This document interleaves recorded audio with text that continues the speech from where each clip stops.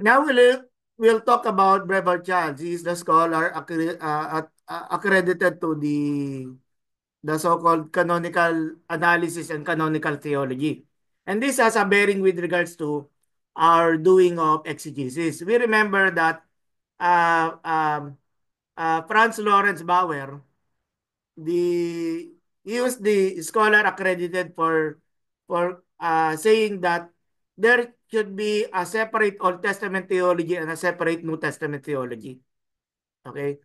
So Franz Lawrence Bauer initiated that scheme because that for the Old Testament it speaks about the history of Israel, while in the New Testament it speaks about Jewish Christians and Gentile Christians.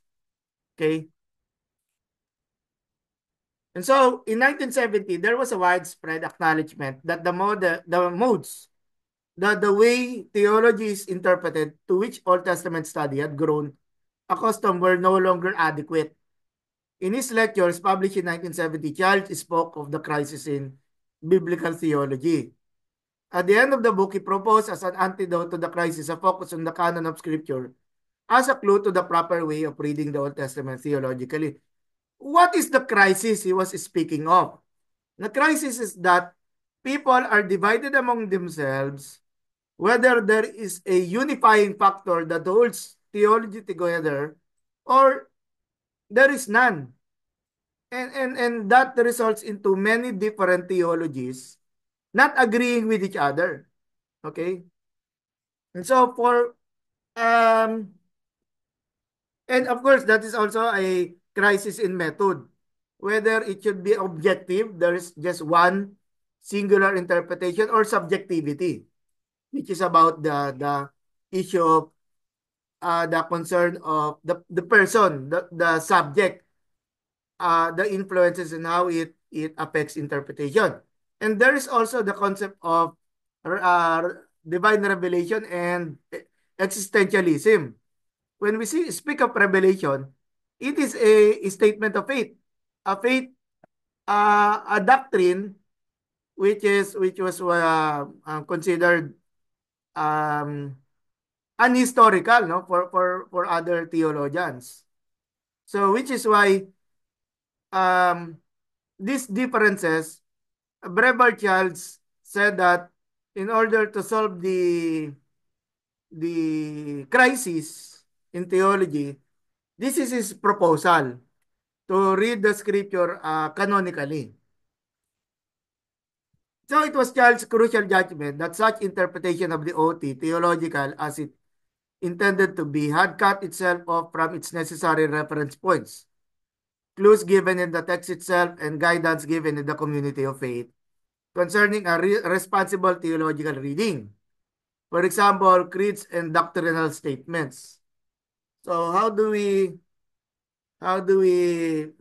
resolve this continuing problem or division between theologians who hold to the creeds and theologians who do not?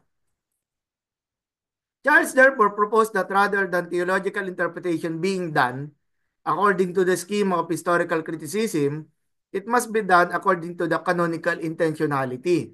So again, we are now encountering a new set of jargons, no? Canonical intentionality, what does it mean? So this is an invitation to go back to history on canons accepted. Canon basically means a measure, no, or a means of measuring. And of course, there are in what we say in a canon, in a particular measurement, there are those that go beyond the measurement or outside of the measurement. And for that, books and writings that were not acceptable to the canon. And for example, here, the Septuagint was completed in about the 3rd to the 1st century BC. The Septuagint is the Greek version of the Old Testament, and that includes the Apocrypha, okay? So, during the 3rd and the 1st century BC, these Jewish scribes, no? Jewish scribes gathered together and said, okay, this is the contents of the Septuagint. However, when we say the contents of the Septuagint, that refers to individual scrolls, okay? a different scroll for the book of Jonah, a different scroll for the book of Habakkuk, no?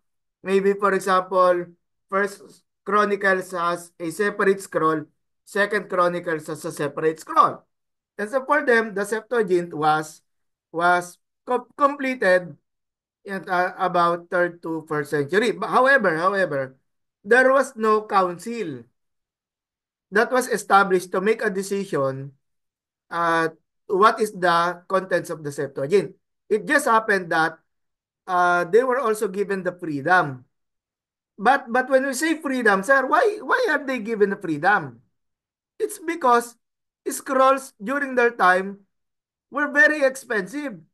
Okay, and they were using you know the skins or leather, no, the skin of animals, and they would be for example, the leather skin of a cow or a goat or a sheep. And then they would be stretching it for some time until it becomes usable for writing. So writing or scrolls were very expensive, and they were also easily destroyed, not during their time. So their durability is also a problem. Now, there is of course Christianity came in during the time of Christ. So the early Christians would be using the Septuagint in their understanding of the message of Jesus as prophesied in the Old Testament. And we remember Paul talking to Timothy. Timothy is a Jew, sorry. Timothy is a Gentile. And his mother, Timothy's mother, was a Jew, okay? And so uh, the question would be, can Timothy read Hebrew? Or does Timothy know Hebrew? And the answer is, we do not know. The answer is we do not know. But there is already a Greek Old Testament for them. So perhaps Timothy can read, no? Can read. Or Timothy has access to the Greek Old Testament, which Paul said to Timothy is inspired by God, di ba? And it is useful for teaching, rebuking, correcting, and training a man for righteousness, no? So that the man of God will be equipped for every good work, no? I'm just paraphrasing because my citation is no, maybe inaccurate, no? But during the Council of Jamnia, the Pharisees and scribes decided that they would only use the Hebrew scriptures, okay? And that is from Genesis to Malachi to exclude the Apocrypha, since the Apocrypha were documents during the intertestamental period, but there were no Hebrew Hebrew scrolls, no, to back up the Apocrypha. And so that is the Council of Jamnia. So the Old Testament was closed. And then we could also say for the New Testament, the councils of Rome, the Synod of Hippo, the Council of Carthage, and to also give credit to Athanasius, no? Because Athanasius, who was the counterpart of Arius, no? The list the list of the New Testament books for Athanasius was the same as the books that we have now today in our New Testament canon. And so, canonical approach is directed to the completed canon of Scripture, to the individual books in the new context and interrelationships which they acquire through inclusion in the canon, and to their canonical form. So this emphasis on the canonical form contrasts with the attempt to establish the original form. And with regards to the original form, it is about oral history.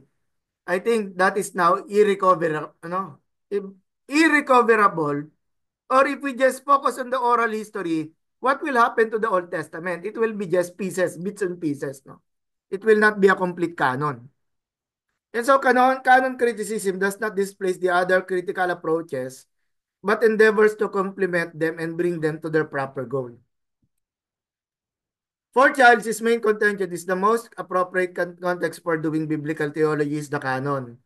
To properly interpret the text, we must be able to put in context with the canon. Context such as historical, literary, grammatical, and sociological are all affected by the context of the canon. And canonical criticism also involves its final shape in others order of the books. So when about the order, which order? The question is which order? Is it a Jewish order or a Christian order? Is it about the decision of the Synod of Jamnia in AD 90? Or is it about the decision of the Christians, no, during the 3rd and the 4th century? Or is it about a Roman Catholic canon, which includes the Apocrypha? Or is it just about the Protestant canon, as which are we are familiar and included in? Sir? Yes, Paul. Sir, does it include the Orthodox Christian in his considering in Sky Child, sir? Yes, that is correct. They are also included, no? Again, the Orthodox Christians, actually the Orthodox Christians themselves disagree. They disagree with their own canon. Itong Orthodox Church A, Orthodox Church B, they also disagree, no, with their own canon, no? Kaya nga, ano, what are we going to do if this comes disagree with themselves, no? So, okay. Just to add to the, ano, no? Well, thank you, no, Pastor Paul. And when we talk about the Orthodox canon, no? For example, the Ethiopian canon, ano? Yung church sa Ethiopia, no? Today, by the way, I had the pleasure of having a Ethiopian classmate, no? A classmate from Ethiopia. We both studied sa Asia Graduate School of Theology. And he finished his THM. I believe he is continuing yung kanyang PhD. And we said we have 66, di ba? 66. I think doon sa canon ng Ethiopian Bible, mga around 80. That's a lot, no? Di ba? That's a lot. Okay, but again, that is no, far from the question that we have now. Okay, main assumptions of the canonical approach. The final form as the locus for biblical interpretation and theology. The final form, meaning you already have the complete Bible, Genesis to Malachi, for the Old Testament, and you interpret it in that manner. Okay? That the Old Testament should be interpreted as a closed canon. That they are using the phrase interpret scripture. So in that aspect, the Jewish theologians will close it from Genesis to Malachi, and they will build their theology there. Okay? And when we say it is a closed canon for the Jews or non-Christians ito, non-Christians, they would say that Jesus Christ is not included. Okay? So that will be the conclusion, no? And we say is that bad theology? No. Because it actually helps us to understand uh, our own our own Bible also. But given from a different vantage point, yon. Kaya ngayon. For Charles, the final form is the most important than the oral, the autograph, or the material when it was being compiled or edited. The final form records the actual history bearing witness to God. The final form is also the autograph and thus material resulting to the copying as a further stage. The whole canon is normative for the Christian faith. So now, it is now no longer just descriptive. Okay?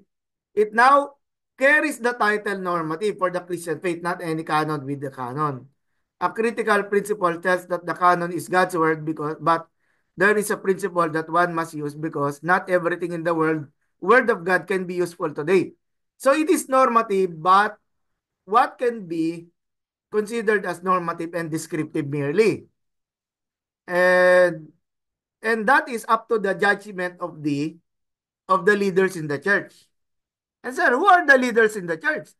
Yung leaders nyo mismo, the leaders in your particular church is given the freedom and some to extent to decide. Of course, that is with the work of the pastor, with the work of the church leaders to see which passages in, for example, in the Old Testament and the New, which passages in the Bible should be considered as applicable or normative in your situation, no? So baka again na na na are you becoming confused ba? Hello, hello. Baka na ha? Kasi the decision is now given to the leaders of the church. Ayon kay ano, ayon kay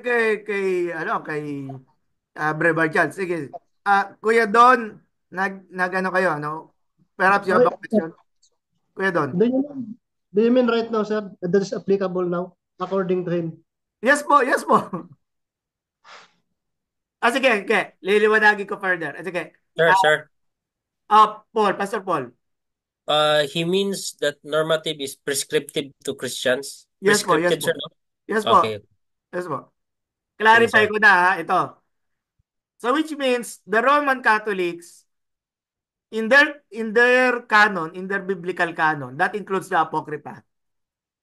That will result in Roman Catholic biblical theology. Okay? Roman Catholic biblical theology. Because they have the Apocrypha. Meron din tayong Protestant theology. Agreed? So, there is already this distinction. But I will extend that further. Pero ito, this now goes over sa postmodernity, ha? Alam ko yung lesson is not yet postmodernity. But when it looks forward to postmodernity, we are allowed to have Reformed theology, Baptist theology, Pentecostal theology, okay? And then, kaya nga others would say, we are independent. I think, Pastor Paul, kayo independent kayo, right? Yes, sir. As of now, sir. Oh, as of now. Are you planning to move to to a bigger organization? Hindi kaya nga. So that is why people would say, kayo independent kayo nila tatay, no? Kasama si tatay. So because independent kayo, you are given you are not under any big organization. So for you, you are given the freedom to look into your Bible at mag-gather kayo together. What will be our faith statement? Okay? Pastor Ball, without hesitation from other big organizations. And for us, because we belong to the body of Christ, no? For an independent church, we have an obligation to respect them. Do you agree with that, Kuya Don? Meron ba tayong obligation to respect an independent church? That is Ha? actually our stand, sir. Ano? Precisely, sir. That is actually our stand. We are Sige. also with independent church. Sige, independent din po pala kayo. Yes, sir. And when Hmm. it comes to denominational issues, we don't we don't meddle with them if it does not affect us. Hmm. Hmm. That is their denominational beliefs. That is if the problem, that is the problem. Opo. Pero there should be a discipleship course within you, di ba? Within Yes, you. sir. Sa inyo lang kasi you are independent eh. Yes, And sir. then people are coming in from different um Churches. different doctrinal stands, no? So you need to establish that. And syempre sasabihin mo, sir, why should we establish that? Because that will be you need to be careful. You need to be prepared because it will always be challenged. Di ba? People from coming past. And this may be a cause for disagreement. And worse, madidivide yung church. Right? We are trying to avoid that. We are trying to prevent that. No? But again, I raised the question, and thank you, no?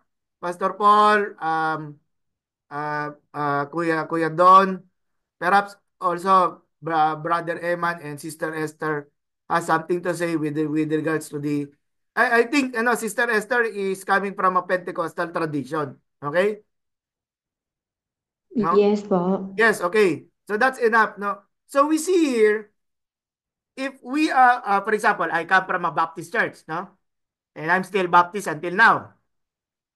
And I will say, I will demand that the Baptist organization will be respected. Because I make a demand, I should also express that towards others, correct? Because I'm making a demand eh. I want to be respected but I'm not giving respect to others.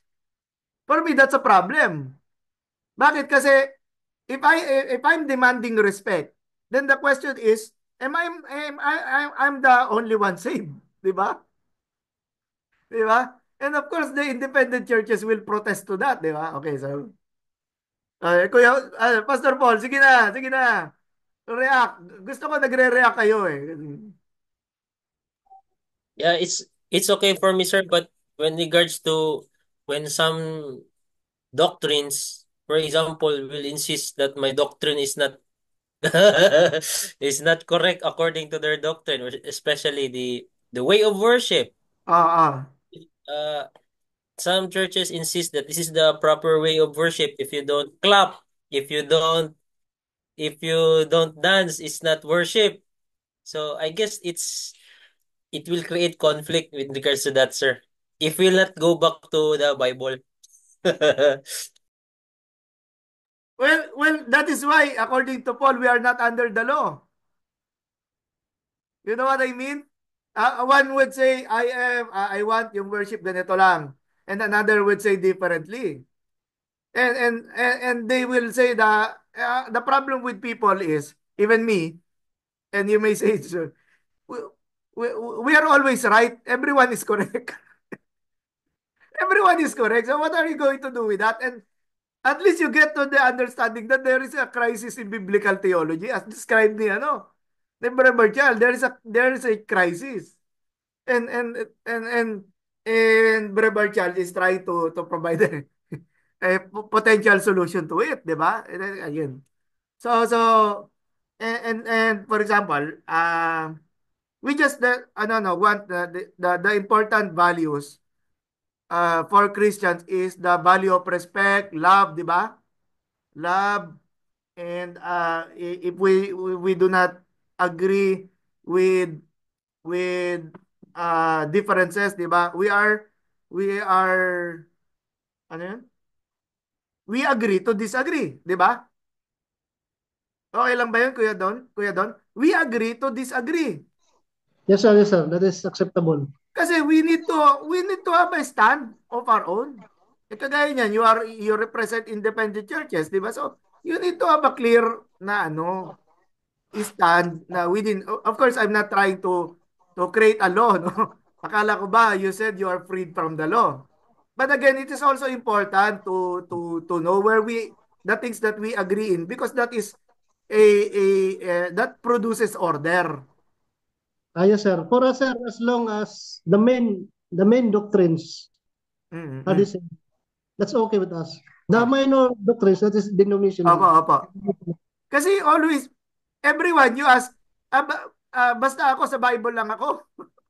Everyone Actually, is saying that, and unfortunately, and, baptism from the church, as long as it's an mainstream Christian church, we opo, don't opo. baptize those from mainstream Christian churches. Yes, yes, yes. Okay. Okay. But again, I'm looking at the clock. I'm running out of time. I'll try to finish this one. Sige. Ayan, the view of Scripture. Scripture is a medium of God's revelation because of its character as witness. So now again, no? The inspiration of Scripture. Kasi if you believe in canonical analysis, there is some of you which says that there is authority to this set of books. Okay? There is authority to this. And this will be the basis for life and doctrine. Yun nga.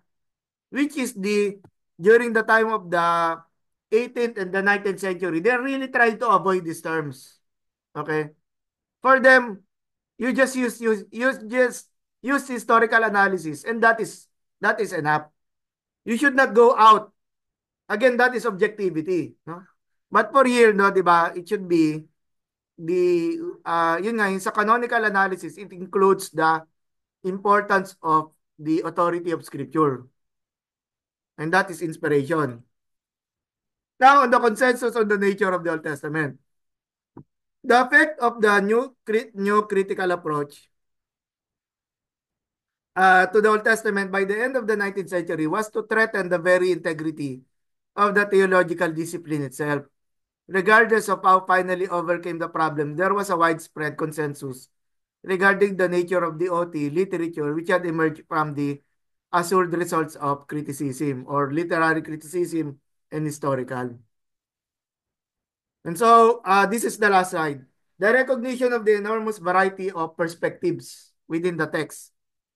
Negatively, Brevard Childs calls that the crisis of biblical theology. There is a crisis because there's varieties, no?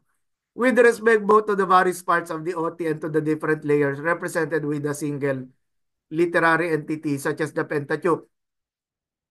For example, the Pentateuch, people would say, did Moses really write the Genesis, Exodus? Where was Moses already there, no, present during Adam and Eve, no? So, or during the creation. And again, people will be asking Moses, how did Moses know how the 7 days of creation was, ano, no? Or rather 6 days lang.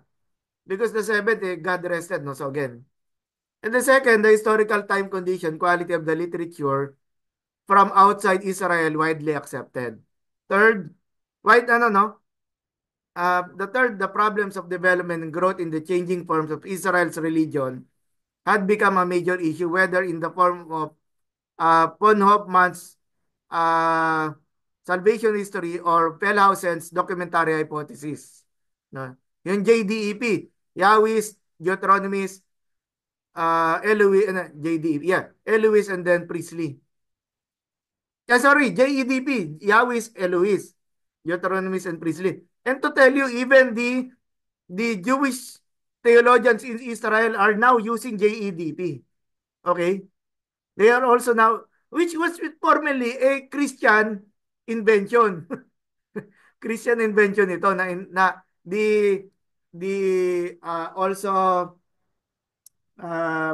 Jewish theologians and seminarians are using. Fourth, the new sense of the differences between the Old Testament and the New arose as a major obstacle to the traditional theological handling of the two testaments in any sense of a unified religious corpus. And I part of your readings, I hope you are reading the readings, no? Kaya nga siya tinawag na readings, it's supposed to be read, no? Part of it is the readings from the continuity of the Old Testament in the New. Okay? The continuity. It is I hope you read that because it gives you some ideas that you become aware or you become conscious that there are elements in the Old Testament that were discontinued. Okay? That if you say discontinued, it is no longer applicable for the believers of the New Testament. And there are also elements that were continued. We call that timeless truths. Okay? Continued, such as God as a God of justice, God as a God of love, God as a saving God. No, these are elements that we consider as continuity. But for example, the questions such as should the Christians in the church give their tithes? No, since the tithes is an Old Testament issue, and Paul said in 2 Corinthians, we are supposed to give what is our desire in our heart, di ba? Desire in our heart to give. And so, if you look at the concept of the law, no, the law says you are continue to give the tithes to the church, the 10%. Sir, Oh, is Paul. the issue of tithes regards to the civil law or moral law? I'm confused with that, sir. Pasok siya sa cultic law or worship. Kasi it is Okay. part of their Sa offering. ritual law, Ritual law, yes. Ritual law. It's part of the ritual law kasi they would offer animals and sometimes they would even tithes their animals, no? Put the 10, something like that. And the grain, the wheat, etc. And we're talking here of an agricultural setting, no? During the time of Christ, nandun na yung coins, no? Kaya nga, even Jesus held one, said, whose image is this? And they pay Caesar, no? Should we pay taxes to Caesar? So again, there is always this question of uh, are the laws in the Old Testament applicable still now in our church, no? So, people would say yes, and people would say no. Those who say no said we are already freed from the law, and that law includes the tithes, giving of tithes. But that's just, kayo naman ng mga leaders ng church, you are more mature than that, na? Palagay ko naman, you are more mature than that, na? Kaya that I leave it up to you kung paano nyo siya i-deliberate in your own churches, di ba? Kaya napapangiti si Pastor Paul, no? Because I believe you're now having a trouble. It's not, it's not the solution. And I pray, no, one day, you will be, kasi nga, we are giving it, no, no, yes, yes, I know, sige. I am Edwin, I have a degree in studies, but again, at the end of the day, you are still the ones responsible for your own flock. Tama ba? And I would also, kasi Brother Eman, at least you, of course, uh, uh, yun, kung sila Pastor Angelito, at least naging estudyante ko naman yun. So, you will have this, ano, no, some positions where you will agree with, no? Okay. Apa. Sige. Anong reaction mo? Eman, nag-unmute ka na naman. What's your reaction? Regarding po sa answer. Sorry po, nasa office po kasi ako. Sige, sige, sige. Skip na lang muna. The Sige, others, okay. Esther, you want to share something? No, teacher. Um, I want to listen again or record, Yes, and yes, yes. then Good. if I have a question later, I can. May I ask you? Yeah, you send the message. This is for everyone, huh? Not just for Okay. Sister Esther. Yeah. Very good. Yes, Thank thank you. you. Oh, that leaves kayo, Paul, Kuya Don, and we have a few minutes. Tapos na tayo. Anything? What have you learned? What you do not like? That's also okay. Sarah do not like that. Sige, Right, sige. Dal. Kuya Don. Part of the discussion. It was all right for me. It was Ah, okay. sige. We are on, stand on, minor issues. Tama, tama. Okay. Next meeting we will be talking about Rida, no? Sa New Testament, you will be surprised, and now we will be talking about the New Testament, no? How ano no. Sige, sige. Anything else, Paul? Last words?